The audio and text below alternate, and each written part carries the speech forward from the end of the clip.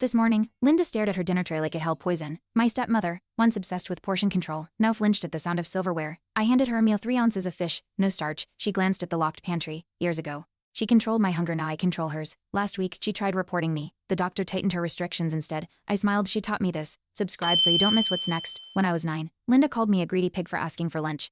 I ran to Dad crying, but she intercepted, cooing, "Don't upset him more." Her hand pressed hard on my shoulder. I froze. That silence planted then would bloom into years of controlled hunger. She called it discipline. I called it starvation. My dinner became the scent of someone else's leftovers.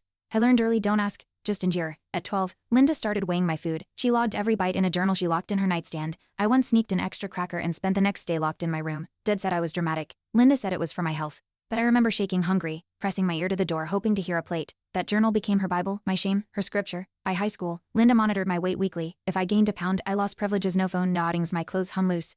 My period never came. I wore sweaters in July to hide how small I'd become. Dad praised her dedication. I learned to smile through dizziness. Eleanor watched quietly, clutching her lunch bag tight. She never offered to share. I wondered if she feared her mother or admired her. Linda started giving Eleanor treats in front of me. Cookies after school, ice cream at birthdays. I sat hands folded, chewing celery. Discipline is love, Linda whispered. I stared at her manicured nails as she spoon-fed her daughter. My stomach growled. Once Eleanor offered me a cookie. Linda slapped it from her hand. She needs to learn. That night, I dreamed of cake and woke crying. I began hiding food in socks. Dad caught me hoarding saltines. I expected fury. Instead, he looked confused. Linda says you're doing better. He mumbled. She stood behind him, arms folded. That night, my dinner was skipped. You broke trust, she said. Eleanor sat silently, eyes on her plate. My stomach twisted, not from hunger but from betrayal. I stopped talking at meals. Silence became my defense. My ribs showed, but so did my obedience. I wondered if anyone noticed. At 15, I fainted during gym. The nurse sent home a warning, "BMI too low." Linda met her at the door, clipboard in hand. "She's fragile," she said sweetly. "We're working with a nutritionist." A lie. I wasn't allowed to speak. Dad nodded. That night, Linda berated me for embarrassing her. I curled under my blanket, heart pounding. Eleanor slid a granola bar under my door. I cried silently, wondering if she understood now. Years later, I returned home certified Linda's caregiver. Her diabetes made her frail. I brought her food chart and a locked pantry. She flinched. "Just helping," I said. Eleanor watched from the hallway, wide-eyed. I measured Linda's dinner. "Saltleys," she protested. I reminded her of her own rules. She quieted.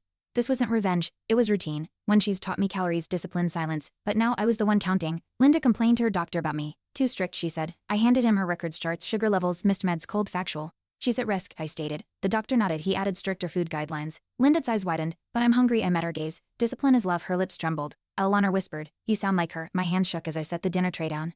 Who was I becoming? Linda tried hiding snacks in her robe. I found wrappers under her bed. I confronted her, tone flat. "You'll spike again," she scoffed. "You're starving me." My pulse thudded. I locked her food bin. Eleanor watched silently. "She's sick," she murmured.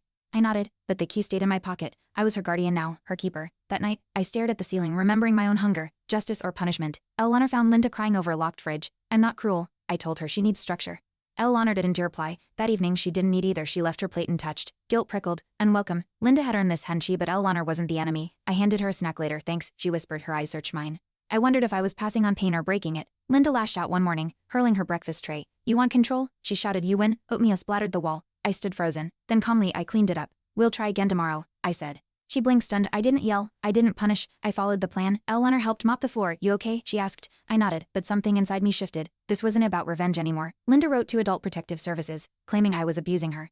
I found the letter half sealed under her mattress. It was shaky, desperate. I confronted her. "You think they'll believe you?" I asked. She smirked. "They always did before." I froze. The words stung with truth. For years, she's painted herself the savior. Now, the tables had turned, but her old weapons still cut. I wondered who the victim looked like now. Eleanor intercepted a call. "Linda trying to reach Dad. She's spinning stories." Eleanor warned, but he picked up. Linda sobbed, called me cruel. I prepared my documents, ready for war, but then Dad surprised me. "I believe Naomi," he said flatly. Linda gasped. For once, her voice held no power. I hung up, knees buckling. Eleanor hugged me tight. That moment felt heavier than all her meals combined. Someone finally believed me.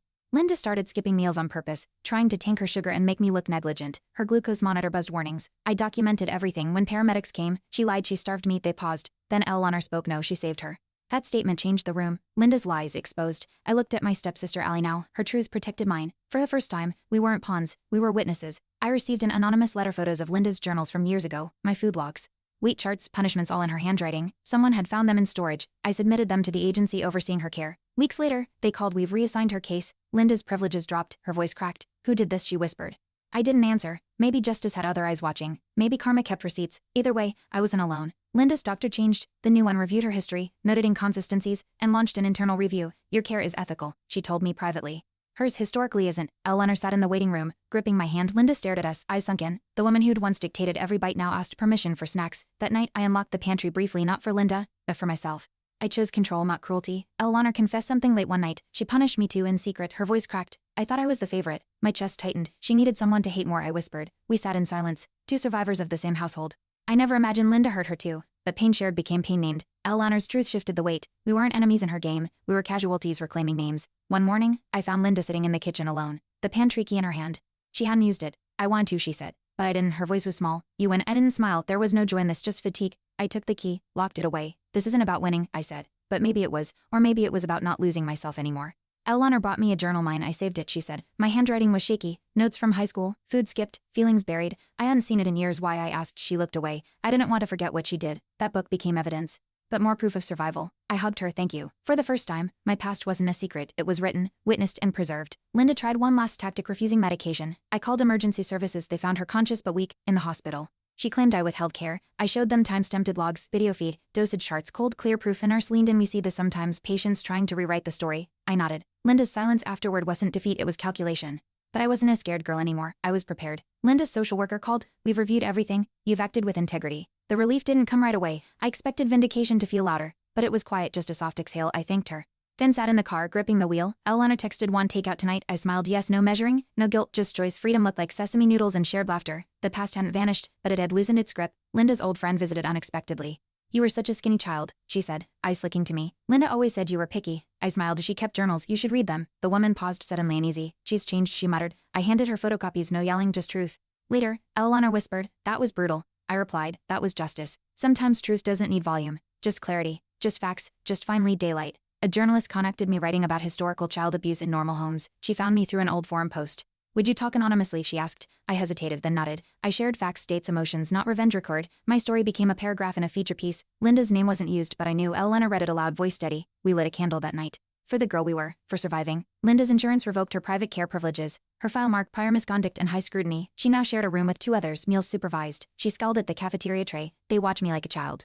I said nothing. She looked thinner but monitored. Safe. You happy now? She snapped. I shrugged. I'm not sad. Eleanor squeezed my hand. The past didn't disappear, but its power faded. Truth had consequences now. Eleanor moved in with me temporarily. I need quiet, she said. Our home became soft, warm meals, shared silence, no locks, no measuring, just two women relearning safety. Sometimes she cried while cooking, sometimes I joined, but mostly we laughed. We're weird, she joked, handing me burnt toast. I took a bite anyway. Healing wasn't linear, but it was ours. Every crumb eaten by choice, not demand, marked a step forward. One day, Eleanor said, I forgive her, not for her, for me. I nodded. Unsure, forgiveness felt like a luxury, but I respected her path. She mailed Linda a letter, short, polite, final, no return address, closure, sealed in paper. Ready to move out, she added. I helped her pack. As she left, she whispered, thank you for staying strong. I didn't feel strong, but maybe strength is just not leaving the room. Linda's health declined. Heart. Kidneys, brittle bones. The nurses called often. She's difficult, they said. I visited less, not out of malice, but necessity. I couldn't heal while in her orbit. On my last visit, she mumbled, did I ruin you? I didn't answer. I just tucked the blanket tighter. Her eyes looked for mercy. I had none to spare. Only distance, only boundaries. That was my answer. That was survival. The day Linda entered hospice, I lit a candle at home, not for her, for me. A quiet ritual. No prayer, just breath, just space. I made soup.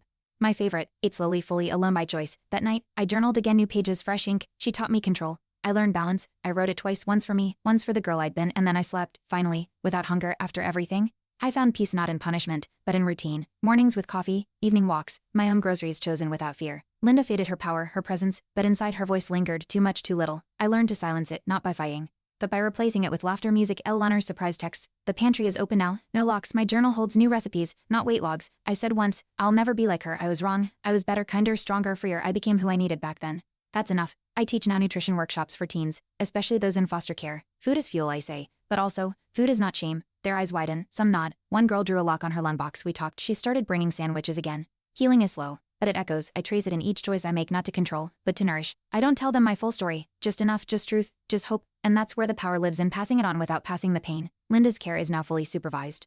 Her meals, meds, movements watched. There's no privacy, but no abuse either. She's a file, a patient, a case number. Sometimes I wonder if she regrets anything, but that's her journey now, not mine. I focus on the students who write me after class, on the ones who whisper thank you without meeting my eyes. My legacy isn't her cruelty, it's what I built from it. That's the ending I choose. That's justice that feeds, not starves. No, when I look in the mirror, I see a woman, not a survivor, not a victim, not a number on a scale. Just Naomi. I wear what fits, comfort, not shame. I eat without apology. I laugh loudly. I sleep deeply. Some scars remain, quiet reminders of a life endured, but I own them. Eleanor visits often. We cook together. We joke about burnt toast. We live. No more food logs, just full plates, just peace. That's my inheritance, not her trauma, but my choice, my freedom. Thanks for watching. Hit subscribe to check out more stories on my channel.